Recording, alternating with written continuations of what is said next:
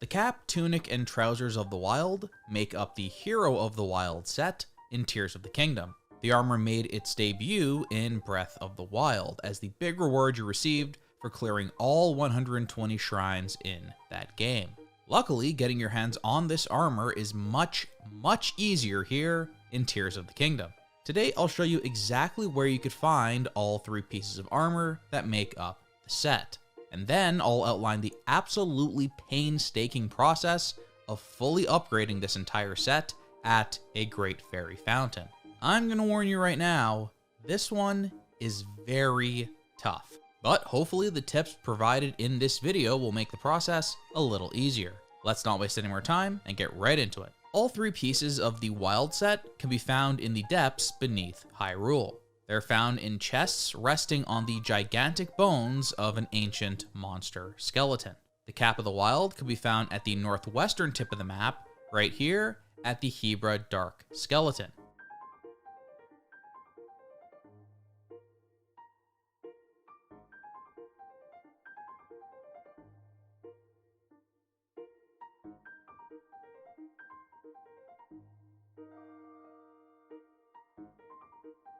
Next is the Tunic of the Wild, which can be found at the southwestern tip of the map on the Gerudo Dark Skeleton located here.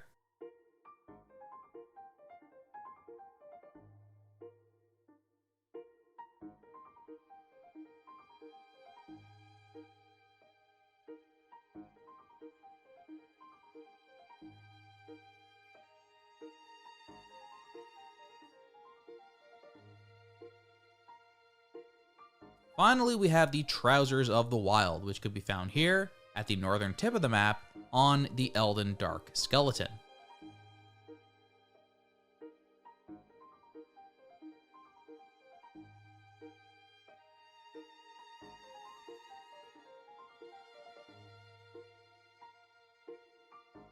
Keep in mind, exploring the depths in this area requires level 2 Flame Guard, so come equipped with 2 pieces of the Flamebreaker armor, or as I did here, a combination of a Flame Guard elixir with 1 piece of the Flamebreaker set.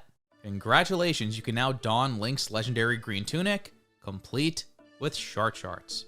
This Link is not ashamed of his legs, unlike that fraud from Skyward Sword. And Twilight Princess.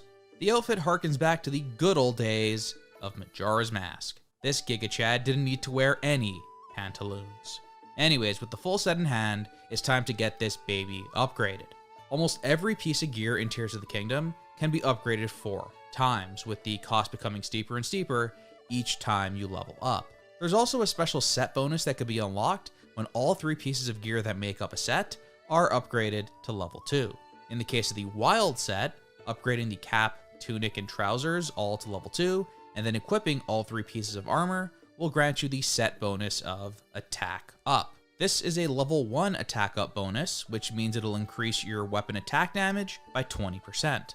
Upgrading gear to level 3 or 4 won't unlock any more special abilities, but they will increase the gear's defense stat. So I'd recommend at least upgrading your gear to level 2 to unlock that sweet set bonus. Either way, I'll be showing you the locations of all materials up to level 4. As I said in the intro, this one is an absolute doozy.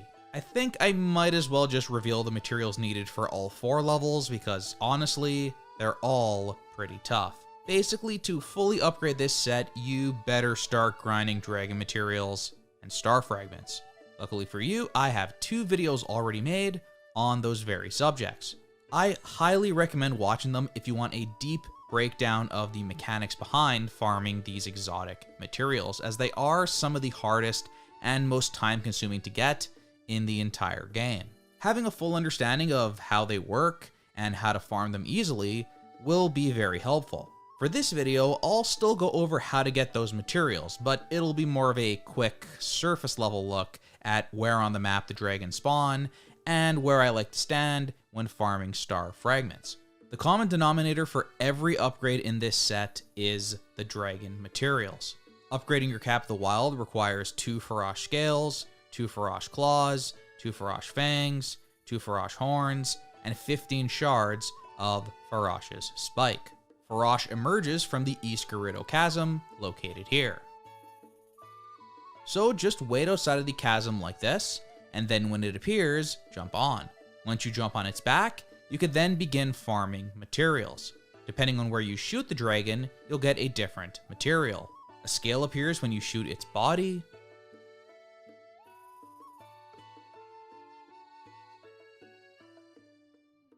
A fang appears when you shoot its mouth.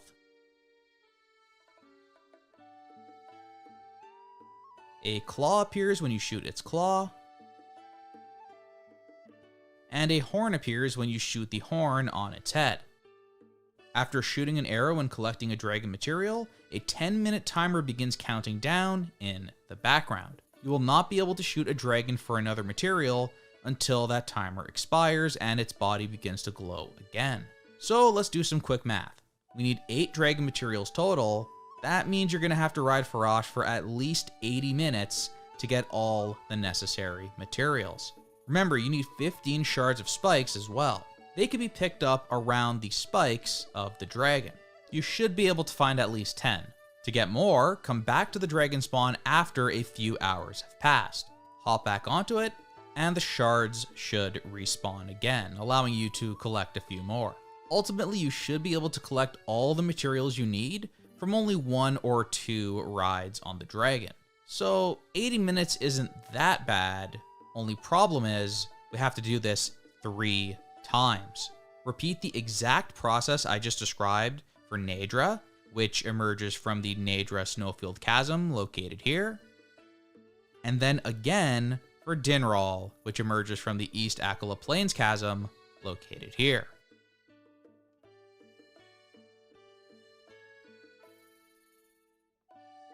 This is torture, and Nintendo is evil for putting such a brutal grind into the game.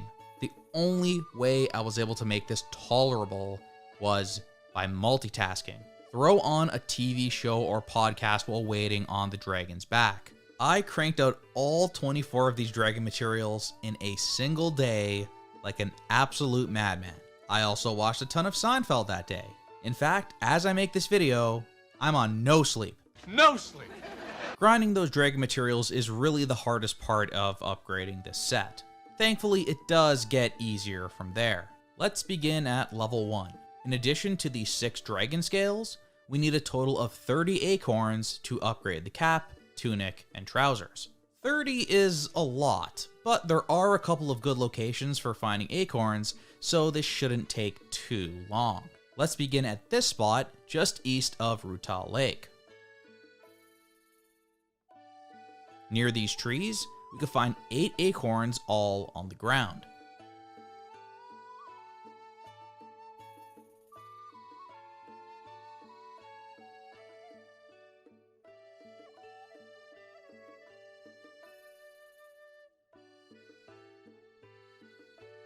Now head a short distance west of Rupee Lake to this spot here.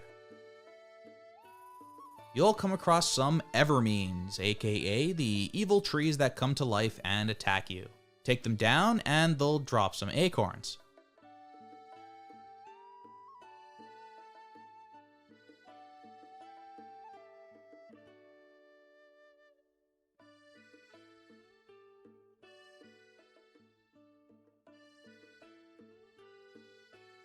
I found a total of 3 evil trees, which dropped 5 acorns. So far, we're at 13.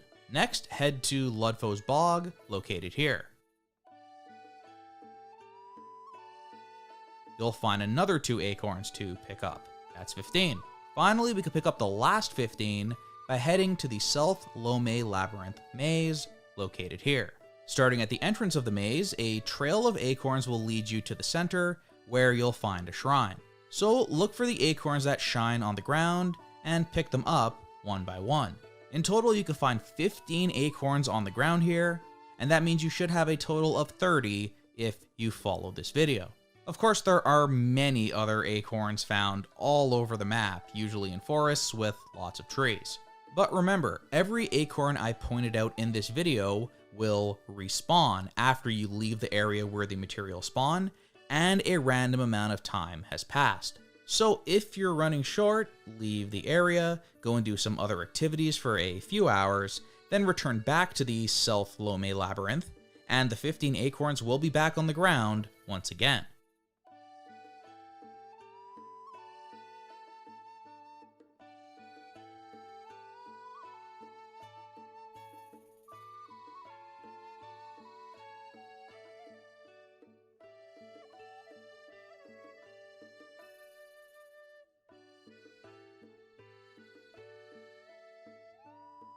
Next up, let's upgrade to level 2 and unlock that set bonus. In addition to the 6 dragon claws, we need 15 courser bee honeys. Remember, when you grab one of these, the bees are gonna come after you, so be ready. We begin once again near Rupee Lake. This place is an absolute gold mine for upgrade materials. We could find 7 courser bee honeys in this general area alone.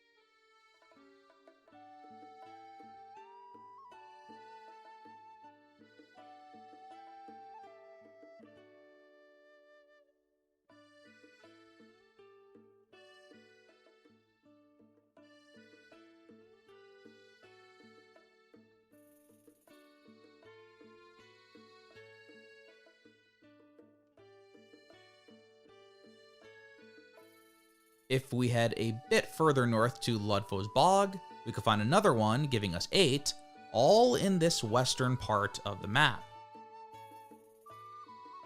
Next, let's warp to Kakariko Village. We could find another 5 on trees in the forest north of Kakariko and surrounding the East Hill Chasm. That should bring us to 13.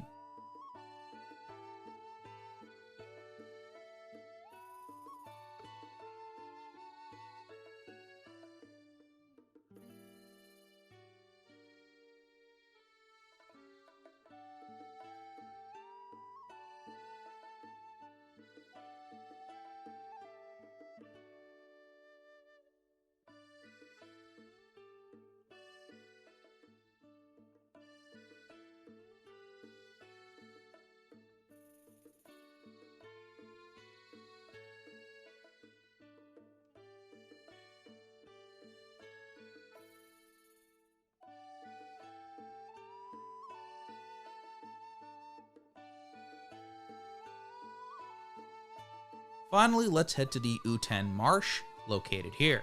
We could find another 5 on trees here, bringing us well above the 15 needed to upgrade our wild set. Much like the acorns, courser bee honeys respawn after a random amount of time has passed, so if you ever need more, you could just revisit these areas after a couple of hours, and they should be there again for you to collect.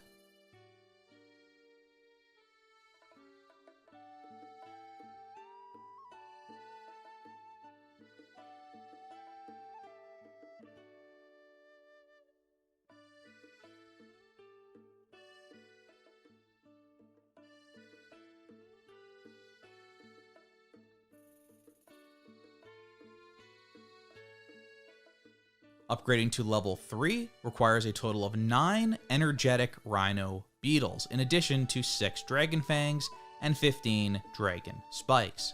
But really, this is the section where we need to talk about rupees. Each upgrade at the Great Fairy Fountain requires a rupee payment. 10 rupees for each level 1 upgrade, 50 for level 2, 200 for level 3, and 500 for level 4. Since we are upgrading 3 pieces of armor, those rupees add up fast. So if you're low on rupees, you could refer to this video I put together showing off a very easy method to make over 4,000 rupees in a single sitting. On top of the upgrade fees, we will also be buying 9 energetic Rhino Beetles from this vendor, Eric, who walks around just north of Highland Stable in the Farron Woods.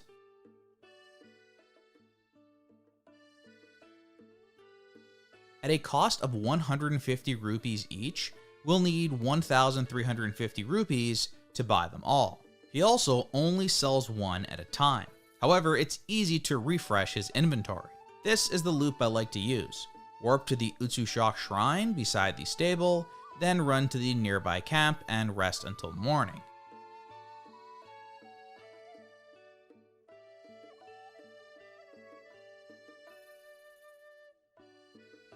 If it's raining, you can start a fire inside one of the tents. Once you've slept, you will refresh Eric's inventory. Run over to the forest, and you'll find him walking on the path.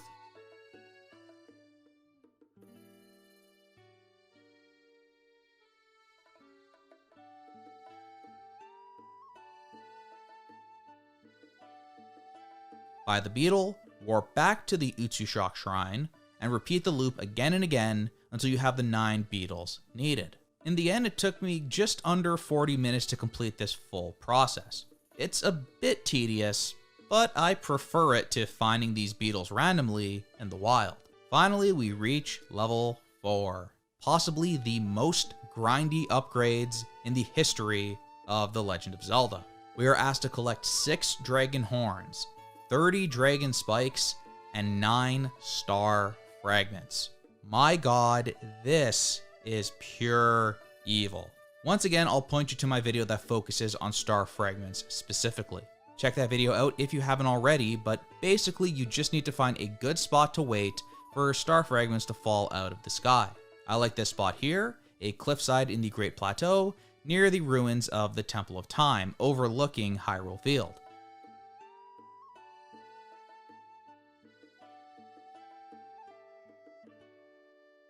Start a fire and skip to nighttime, as star fragments only fall from the sky between the hours of 9 PM and 3:30 AM. Wait here until you see a star fragment fly through the sky and land in the distance.